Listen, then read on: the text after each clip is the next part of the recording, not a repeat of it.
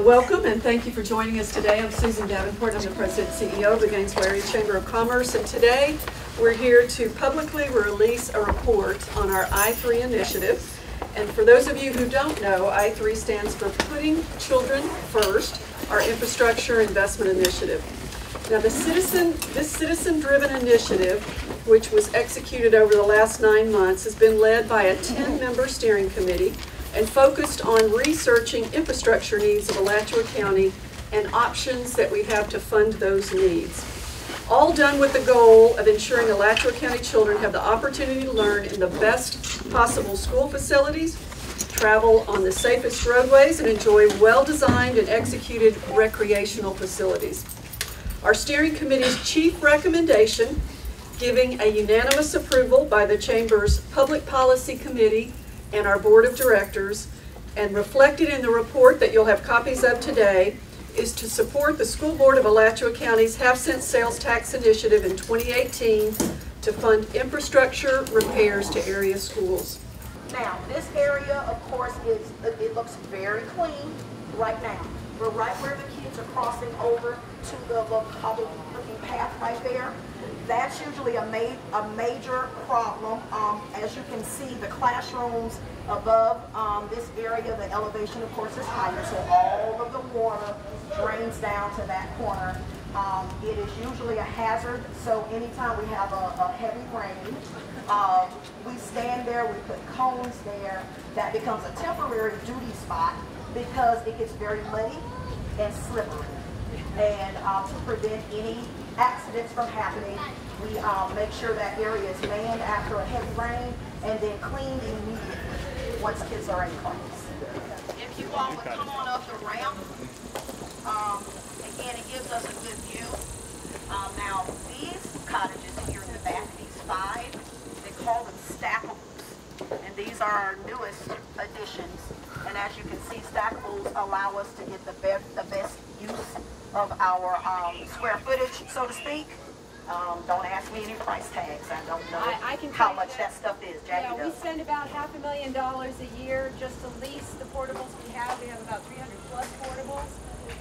And setting up a portable, because a lot of times you have to move them around and then you've got to set them up with electricity, water, so on and so forth. Every time we move a portable, that costs about $15,000 to $20,000 to move a portable. So it's not the most efficient use of dollars, is what I'm saying. Right. And I've been told by Mr. Taylor that whether you're moving it 5 feet or 5 miles, it's the same cost of money. So something to keep in mind. We're proceeding on with the portables. As you can see, like the one we just passed is in pretty bad shape on the outside. Some are in better shape than others, but they're all in need of work and repair. Right now, my enrollment is right around 800 students. My lunchroom capacity is 197. We're right around 800 students, and my lunchroom capacity is 197. This year, because we are extended day, we were actually able to start lunch this year at 10:30 instead of 10, which is our normal time. 9:45, 10 o'clock is our normal time to start lunch, but this year, because we have an additional hour at the end of the day, we were able to push lunch starting at 10:30. The kids leave out at about 1 o'clock.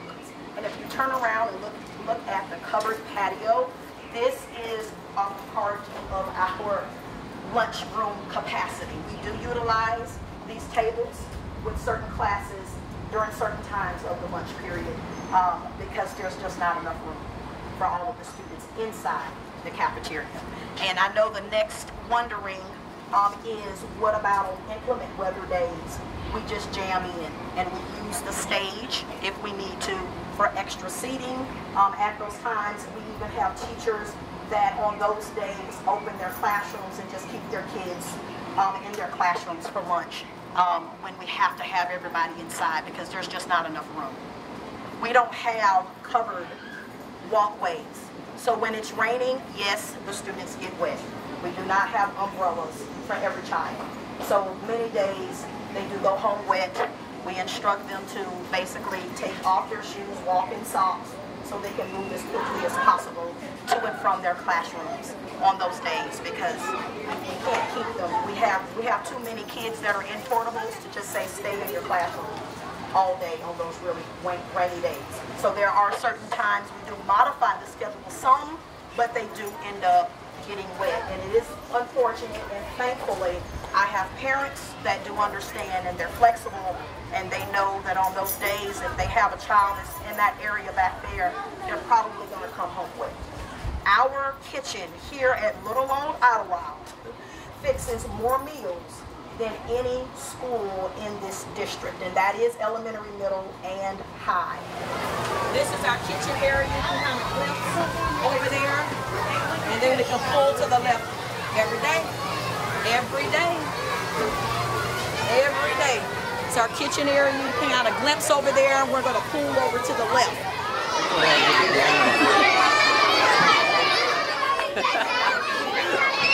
Kids are never afraid to be on camera. I don't like to get into the politics of different things, but to me this is very black and white. They need a 1/2-cent sales tax to be collected in order to pay for all of these infrastructure needs for our schools. It's as simple as that. So when it comes time to vote, like I'm gonna vote yes to have this 1/2-cent sales tax that sounds like it's going to equate to about $58 a year for a household of 4 in Alachua County.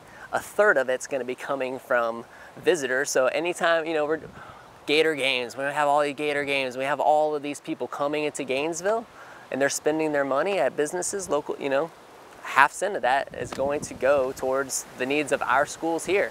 It's very hard sometimes, especially on a day like today, to see the needs of this school when it's beautiful outside. We're getting a tour and the wind's blowing in my face and it feels all good. But I've just, you know, I've heard the nightmares of when it's raining, and of course when we have hurricanes and all these other things that are happening in the state of Florida that are just downpours.